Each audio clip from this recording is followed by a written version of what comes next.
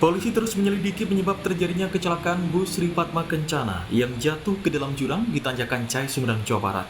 Pasca kecelakaan, di Telantas Polda Jawa Barat melakukan olah tempat kejadian perkara kecelakaan bus yang menewaskan 29 orang itu.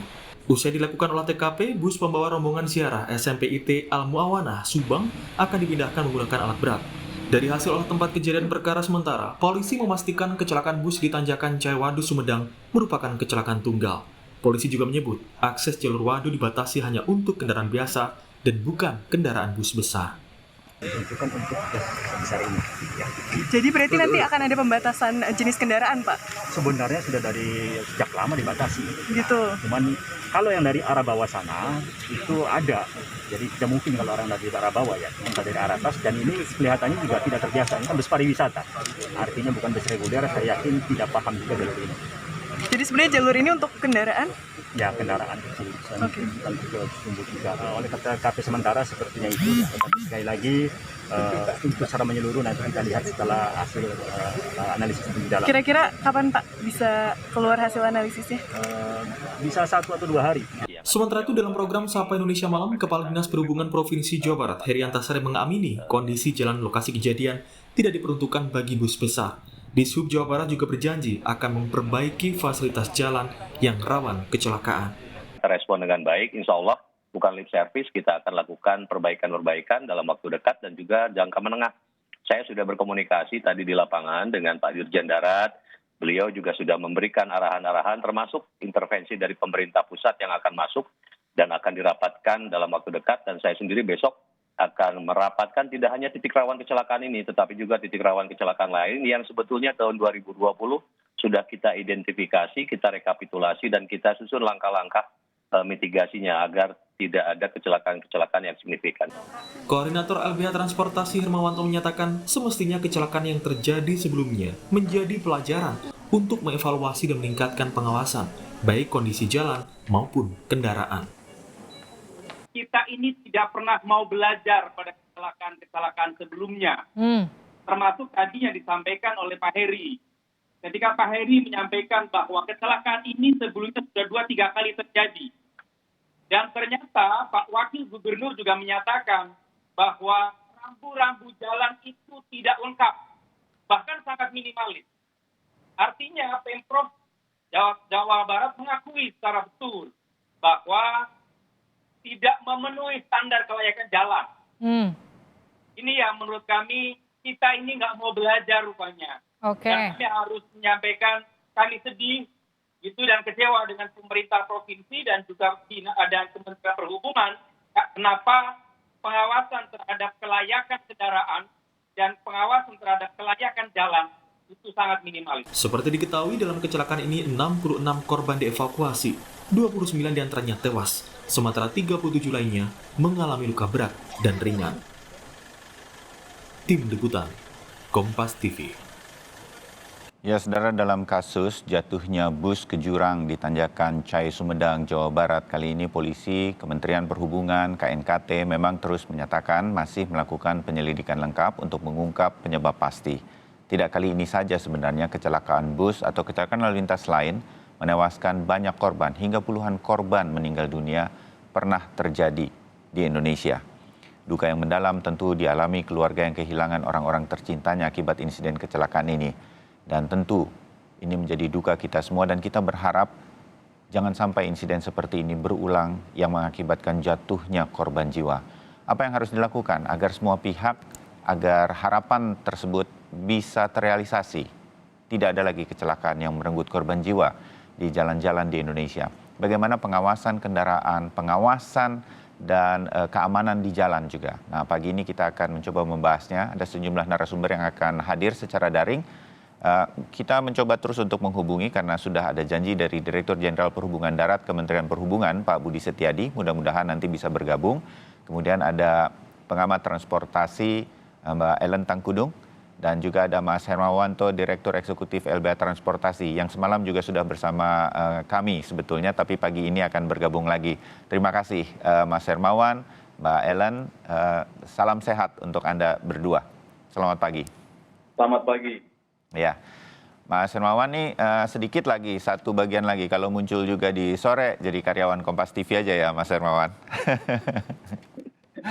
Terima kasih untuk waktunya. Mbak Ellen juga begini, bisa nggak sih harapan kita terhadap, saya mau langsung saja Mbak Ellen dan juga Mas Hermawanto, peristiwa ini mengenaskan sekali sebetulnya karena sudah terjadi lagi. Kalaupun kita pernah mengangkat ini juga karena hampir berturutan peristiwanya. Tapi kejadian seperti ini bukan yang pertama kali terjadi begitu. Sampai ada puluhan nyawa, ada anak-anak, ada perempuan dan lain-lain. Mbak Ellen, di mana sih letaknya? Masalah saya menyebutnya begini nih karena jujur ini kan klasik tapi seperti nanti ujungnya akan ada pengawasan mengenai bus pariwisata. Oh, nanti akan ada peningkatan fasilitas keamanan jalan raya. Mana itu Mbak Ellen? Apa yang terjadi, Mbak Ellen? Ya pertama saya juga turut berduka cita ya kepada keluarga yang korban, yang keluarganya menjadi korban dari kecelakaan tunggal ini.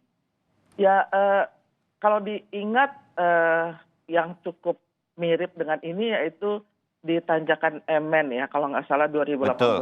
Ya. Ya itu juga 20-an korban. Saya lupa berapa.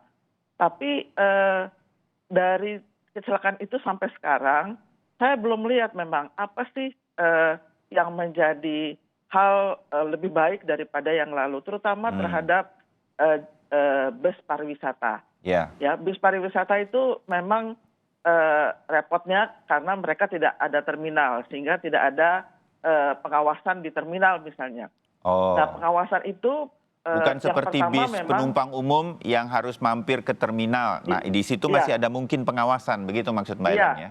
Oke. Ya, memang yang 6 bulan sekali kelaikan, tapi kan setiap hari kalau bis itu jalan, dia harusnya diperiksa setiap hari.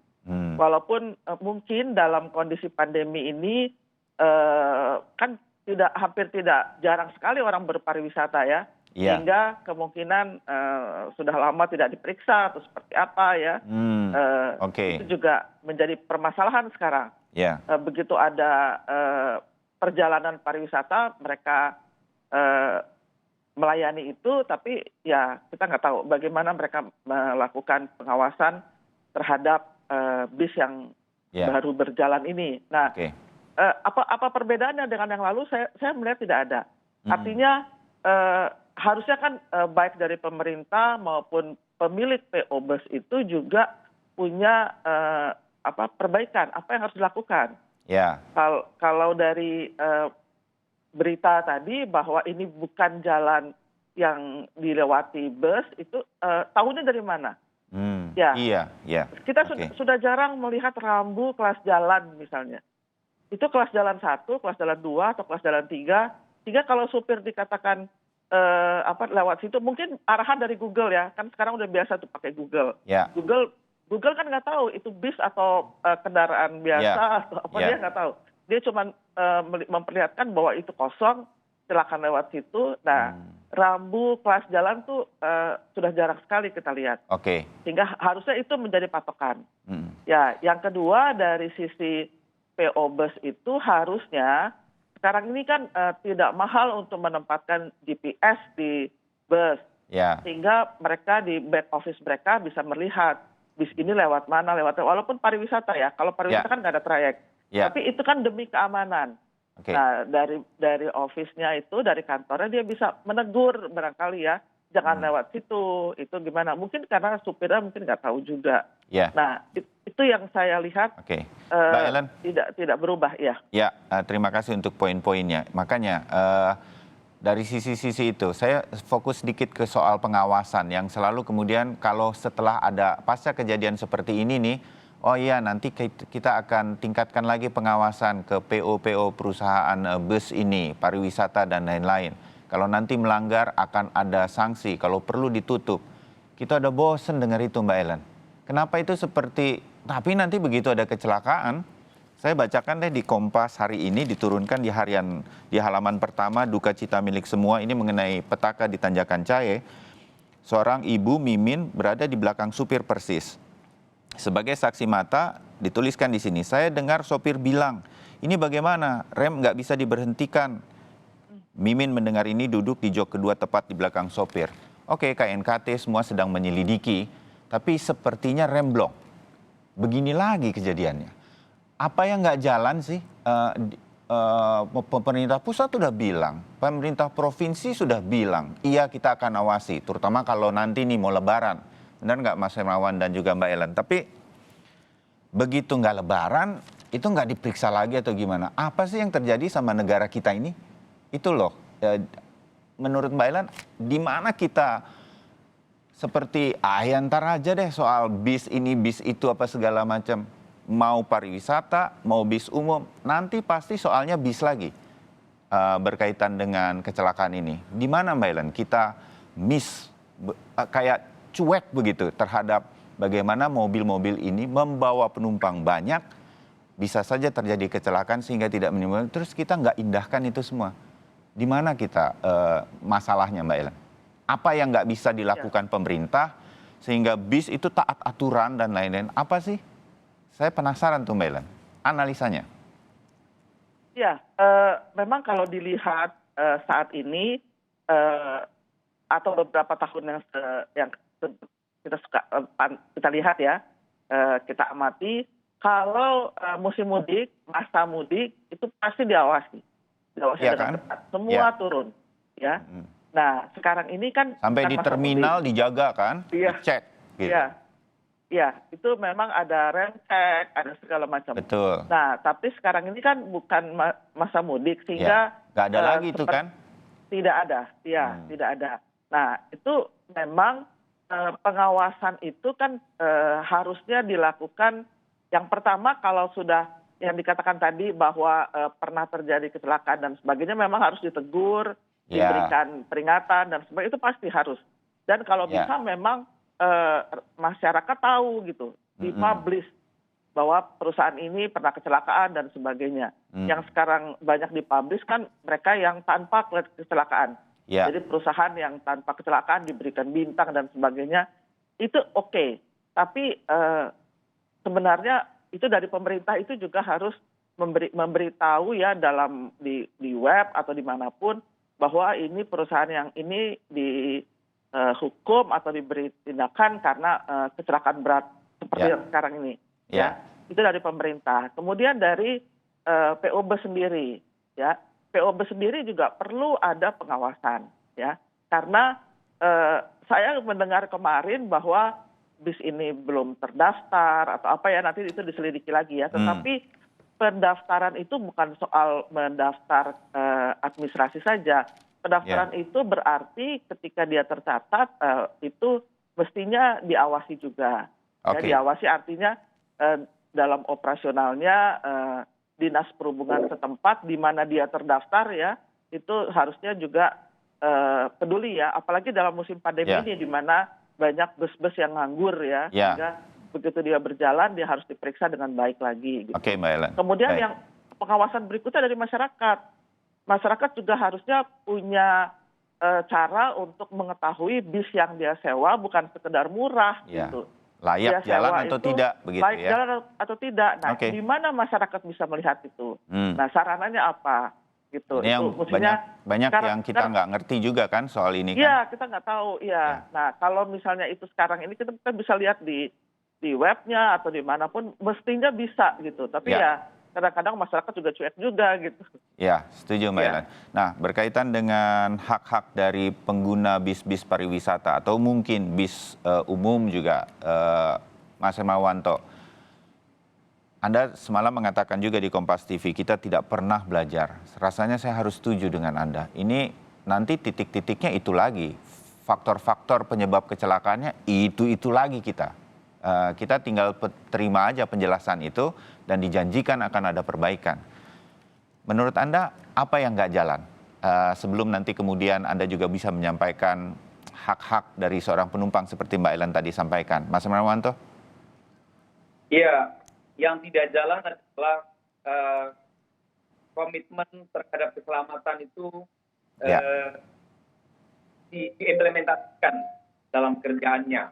Karena Anda bisa bayangkan juga ya, ini kan padahal pembunuhan terbesar itu adalah di jalan. Di transportasi lalu lintas itu dampaknya sangat besar. Dan itu orang mati di lalu lintas sangat besar sekali, lebih besar dibanding narkoba sebenarnya. Nah, tapi ternyata komitmen untuk menjalankan standar keselamatan transportasi, baik itu kelayakan jalan bagi kelayakan kendaraan maupun kelayakan jalannya, itu hanya lip service. Saya harus sekali lagi harus mengatakan ini lip service. Ya. Bahkan gitu ya, Kementerian Perhubungan itu hanya bisa punya hitungan angka 1. Ini Bung Bayu, Mas Bayu harus tahu gitu.